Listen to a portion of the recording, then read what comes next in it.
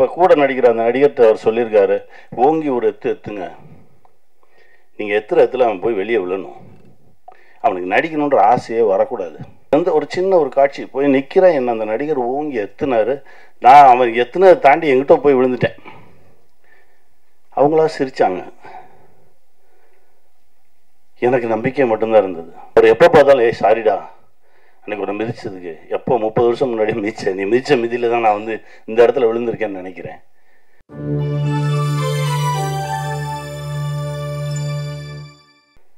நேர்மையும் உண்மையும் எப்போவுமே வெல்லும் அப்படின்லாம் பேசிகிட்டு இருக்கோம். நேர்மை பற்றி நிறையா பேசிகிட்டு இருக்கோம். அதாவது இயல்பாக இருக்கிறது தான் நேர்மை என்னை பொறுத்த வரைக்கும்.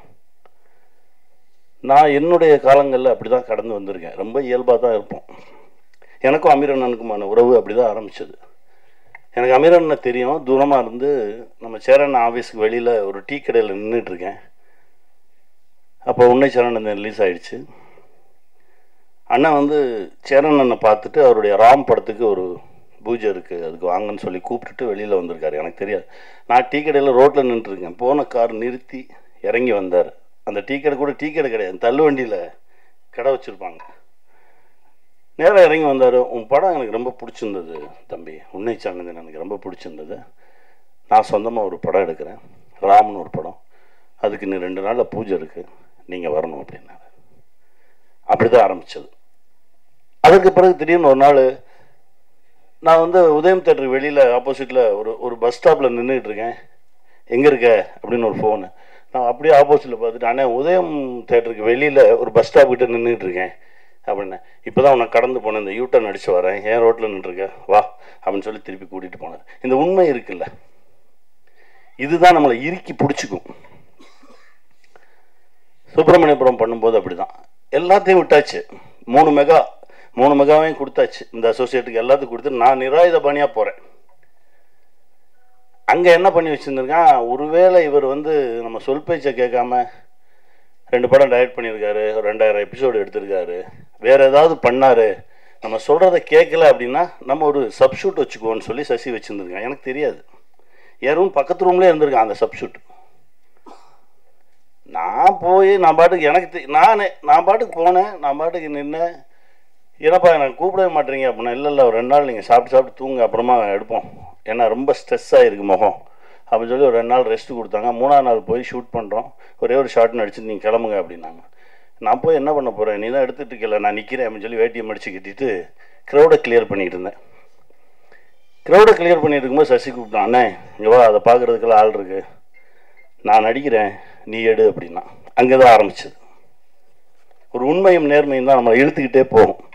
அது முடிச்சோடனே சசி சொன்னான், நீ சொல்லு அவங்களா பேசிக்கிட்டான். என்னடா அப்படின்னா, ஒரு சப்ஸ்டியூட் வச்சுருந்தோம் பக்கத்தில், அது அவனுடைய நேர்மை. ஒரு சப்ஸ்டியூட் வச்சுருந்தோம், உன் கையில் நான் மைக்கை கொடுத்தவொன்னே அவனை ராத்திரி அனுப்பிச்சிட்டேன் அங்கேருந்து அப்படின்னு சொன்னான். முதல்ல நடிக்க போகும்போது எங்கள் டைரக்டர் ஒரு சீரியல் ஷூட்டிங், உள்ளியா ஒருத்தன், நான் போய் நிற்கிறேன், என்னமோ தெரில, என்னை பிடிக்கல உங்களுக்கு. அப்போ ஒரு காட்சி, அப்போ கூட நடிக்கிற அந்த நடிகர்கிட்ட அவர் சொல்லியிருக்காரு, ஓங்கி ஒரு எத்துங்க, நீங்கள் எத்துல அவன் போய் வெளியே விழணும், அவனுக்கு நடிக்கணுன்ற ஆசையே வரக்கூடாது அப்படின்னு சொல்லியிருக்காரு. இது எனக்கு தெரியாது. நான் அந்த சீனில் போய் நிற்கிறேன், அதாவது கூட்டத்தில் இருப்பாங்க, அதுலேருந்து ஒரு சின்ன ஒரு காட்சி போய் நிற்கிறேன், என்ன அந்த நடிகர் ஓங்கி எத்துனாரு, நான் அவன் எத்துனதை தாண்டி எங்கிட்ட போய் விழுந்துட்டேன். அவங்களா சிரிச்சாங்க. எனக்கு நம்பிக்கை மட்டும்தான் இருந்தது. ஒன்பதுறாங்க, திரும்ப போய் நின்னேன், திரும்ப தூக்கி எறியப்பட்டேன், ஆனால் நான் நடிகன் ஆயிடுவேன் அப்படின்ற ஒரு நம்பிக்கையும் நேர்மையும் மட்டும்தான் இருந்தது. அதே இயக்குனர், அவர்கிட்டே வேலைக்கு சேர்ந்தேன்.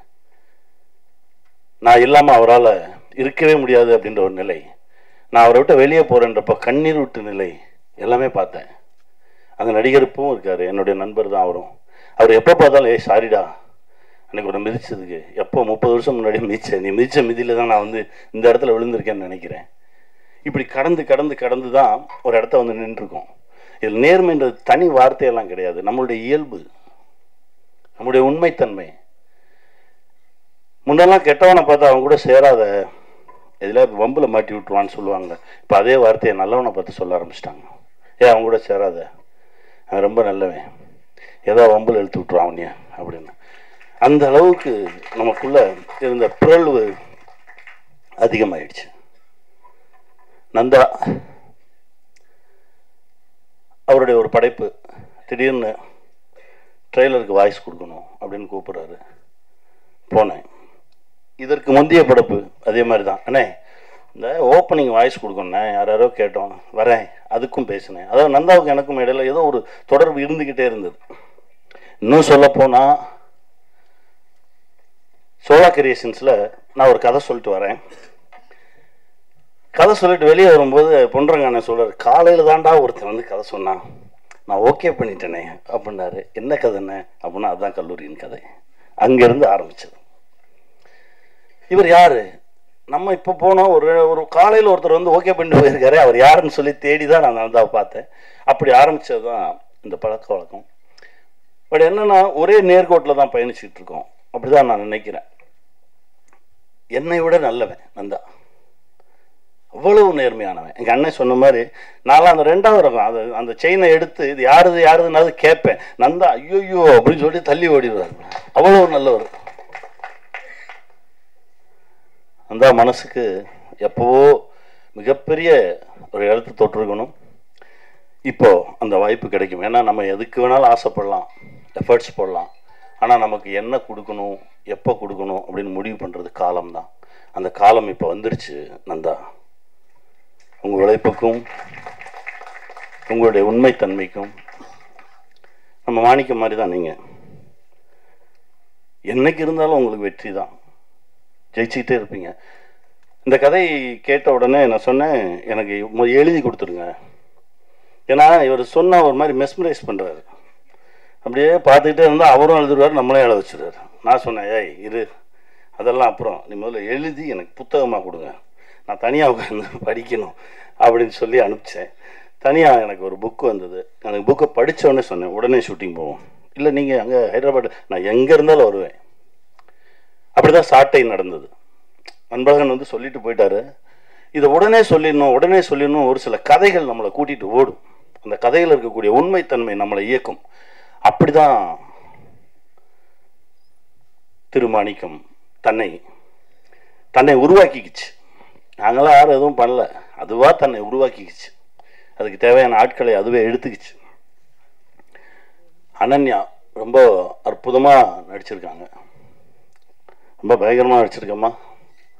நானே முந்தா நாள் தான் படம் பார்த்தேன். ரொம்ப அற்புதமாக நடிச்சிருந்தாங்க. ஏன்னா அது நான் கண்டுபிடிச்ச பொண்ணு.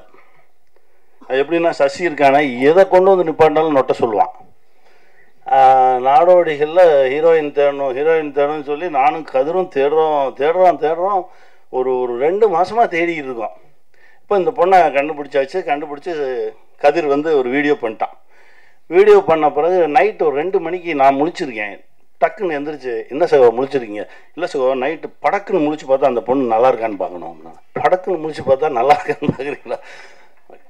ஆமாங்க, பிடிக்கணும்ல எல்லாருக்கும் அப்படின்னு சொல்லி அந்த மாதிரியெல்லாம் எடுத்து செக் பண்ணி பார்த்தோம். திடீர்னு பார்க்குறது, திரும்பி பார்க்குறது, இப்படியெல்லாம் பார்த்தா அந்த பொண்ணு பிடிச்ச மாதிரி இருக்கா மூஞ்சி அப்படின்னு. அது கடைசி பாருங்கள், எனக்கே பேராக வந்து நிற்கிது. நல்லா நடிச்சிருக்கீங்க. உங்களுக்கான இடம், பெரிய இடம் இருக்குது. வாழ்த்துக்கள். அப்புறம் எங்கள் அம்மா பற்றி நான் சொல்லணும் அப்படின்றதே இல்லை. அப்படி நின்னாலே அது அப்படி இருக்கும். நேற்று முந்தா நாள் நான் படம் பார்க்கும்போது கூட என்னை அறியாமல் நாங்கள் தான் ஸ்க்ரீனில் நிற்கிறோன்றதை தாண்டி எனக்கு ஜிவ்வுன்னு தூக்குச்சு. அம்மா ஒரு சத்தம் கொடுப்பாங்க, பக்கத்து வீட்டுக்காரங்களெல்லாம் கூப்பிடுவாங்க. அந்த இடம் என்னை அறியாமல் அப்படியே எடுத்துகிட்டு போச்சு. அதுதான், ஒரு சில இடத்துல ஒரு சிலவங்க நிற்கணும். அவங்க நின்னாதான் அது படைப்பு, அவங்க நின்னாதான் அதுக்கு உயிர் வரும். அப்பா பாரதிராஜா அப்பாவோட நடிக்கும்போது என்னை அப்படியே பார்ப்பாரு, பண்பட்ட நடிகன் ஆகிட்ட அப்படின்னு. இல்லைப்பா, அது அது அது வந்து என்னென்னா, மனோஜ் கூட சொன்னார். மனோஜ் நானும் ரொம்ப க்ளோஸ் ஃப்ரெண்ட்ஸு. மனோஜ் படம் பார்த்துட்டு சொன்னார், இல்லைடா நீ அப்பா கூட நிற்கும் போது அவரையே பார்த்து ரசிச்சுக்கிட்டே இருக்கடா, அது தெரியுதுடா அப்படின்னு. வேறு என்னடா பண்ணுறது? அப்படி தான் இருந்தது. அந்த அந்த அந்த 4 நாட்கள் 5 நாட்கள் அவரோடு நிற்கும்போது இருந்த அந்த சக்தியும் அந்த மகிழ்ச்சியும் அதுக்கு அளவே இல்லை. நந்தாவுக்கு தான் நன்றி சொல்லணும். ரொம்ப மகிழ்ச்சியாக இருந்தது. என் பிள்ளைங்க வாங்க, நீ வாடா. என் பிள்ளைங்களாவே இருந்தாங்க. இதில் வேற என்னன்னா, ஓடி வந்து 2 பேர்த்தையும் தூக்குன்றாரு. ஒரு பக்கம் எனக்கு வெயிட் இழுக்கும், இன்னொரு பக்கம் ஈஸியாக தூக்கிடுவேன். வாங்க, இது மூத்த பிள்ளை வளர்ந்துருச்சு இப்போ கொஞ்சம். வாடா. இவன் நானா, என்னுடைய சின்ன வயது நானா நடிச்சிருக்கான். அற்புதமான ஒரு நடிகன், ரொம்ப பெரிய தளம் இருக்குது.